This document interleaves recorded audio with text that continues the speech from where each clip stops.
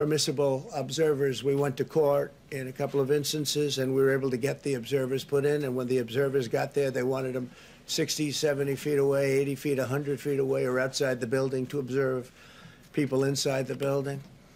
And we won a case, a big case, and we have others happening. There are lots of litigation, even beyond our litigation. There's tremendous amount of litigation generally because of how unfair this process was. And I predicted that. I've been talking about mail-in voting for a long time. It's really destroyed our system. It's a corrupt system, and it makes people corrupt even if they aren't by nature, but they become corrupt. It's too easy.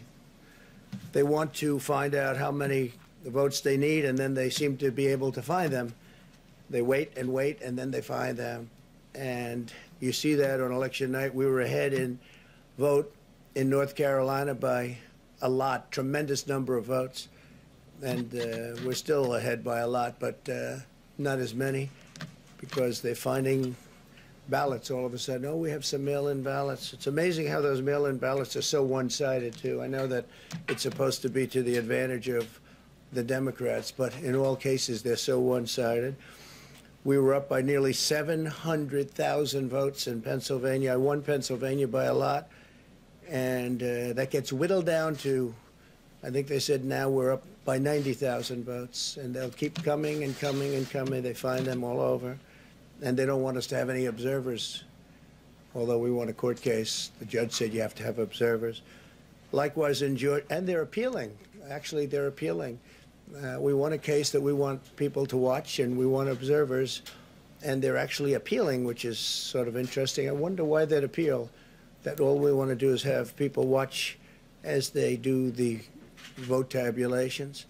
Likewise in Georgia, I won by a lot, with a lead of over getting close to 300,000 votes on election night in Georgia. And by the way, got whittled down, and now it's getting to be to a point where I'll go from winning by a lot to perhaps being even down a little bit.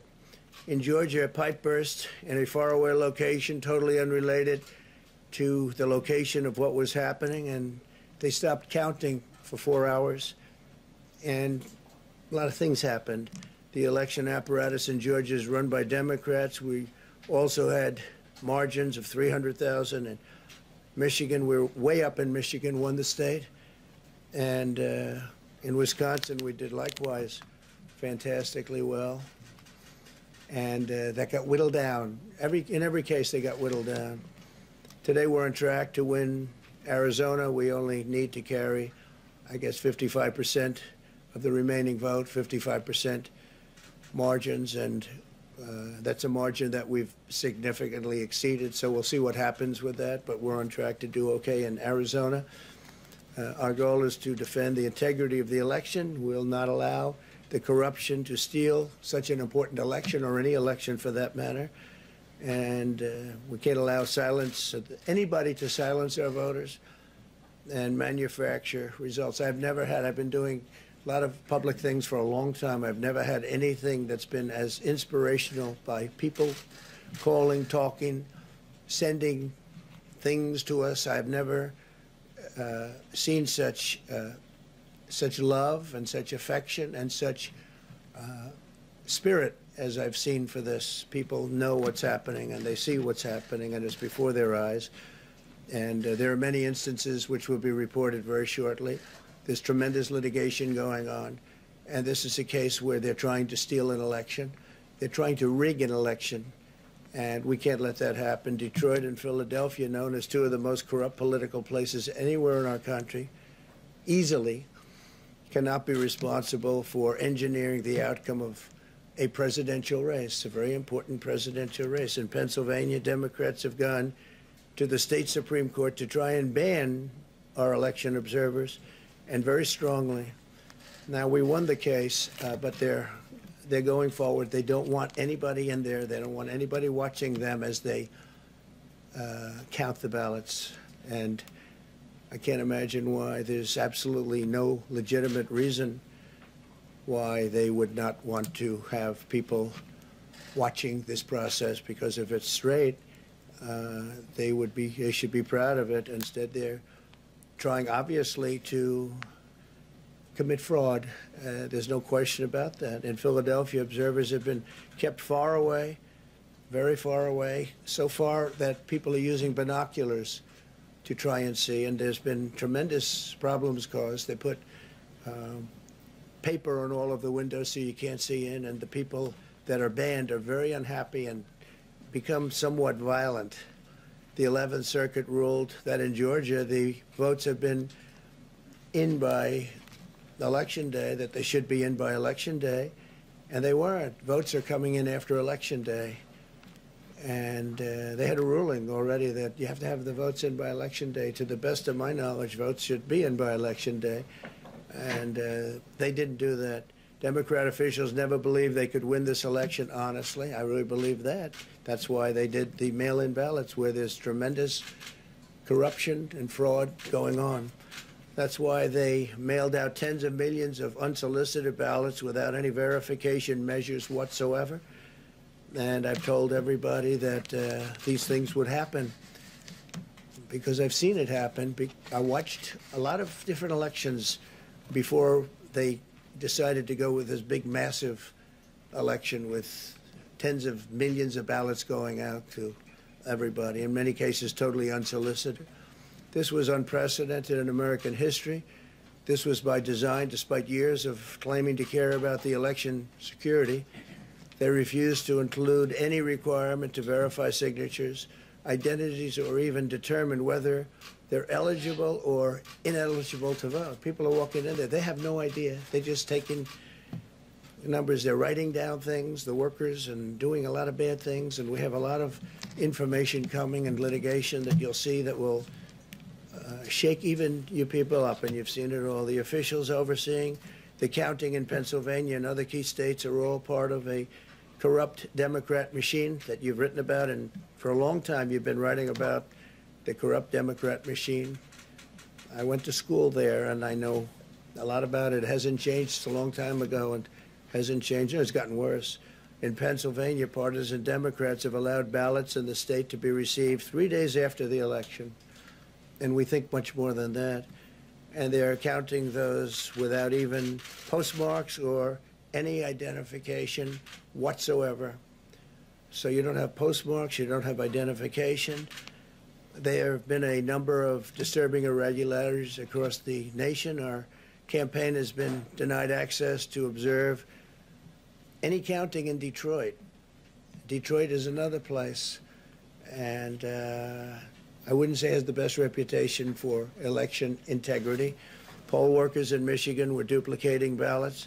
But when our observers attempted to challenge the activity, those poll workers jumped in front of the volunteers to block their view so that they couldn't see what they were doing. And it became a little bit dangerous. One major hub for counting ballots in Detroit covered up the windows again with large pieces of cardboard. And so they wanted to protect and block the counting area. They didn't want anybody seeing the counting, even though these were observers who were legal observers that were supposed to be there. In Detroit, there were hours of unexplained delay in delivering many of the votes for counting. The final batch did not arrive until 4 in the morning, and even though the polls closed at 8 o'clock. So they brought it in, and the batches came in, and nobody knew where they came from.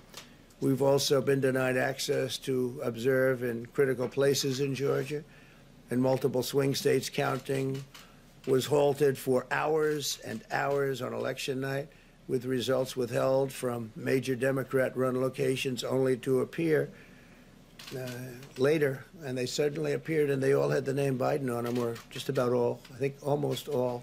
They all had the name Biden on them, which is a little strange. I challenge Joe and every Democrat to clarify that they only want legal votes, because they talk about votes, and I think they should use the word legal votes. We want every legal vote counted, and I want every legal vote counted. We want openness and transparency, no secret count rooms, no mystery ballots, no illegal votes being cast after Election Day.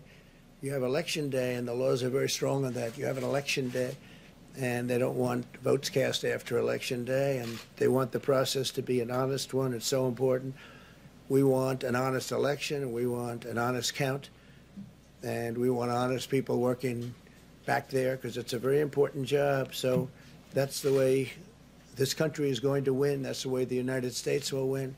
And we think we will win the election very easily. We think there's going to be a lot of litigation because we have so much evidence, so much proof, and it's going to end up perhaps at the highest court in the land. We'll see. But we think there'll be a lot of litigation because we can't have an election stolen like this. And I tell you, I have been talking about this for many months with all of you, and I've said very strongly that mail-in ballots are going to end up being a disaster. Small elections were a disaster. Small, very easy-to-handle elections were disastrous. This is a large-scale version, and it's getting worse and worse every day. We're hearing stories that are horror stories, absolute horror stories. And we can't let that happen to the United States of America. It's not a question of who wins, Republican, Democrat, Joe, myself. We can't let that happen to our country. We can't be disgraced by having something like this happen. So it will be hopefully cleared up, maybe soon, I hope soon, but it'll probably go through a process, a legal process. And as you know, I've claimed certain states, and he's claiming states, and we can both claim the states, but ultimately I have a feeling judges are going to have to rule. But there's been a lot of shenanigans, and we can't stand for that in our country. Thank you very much.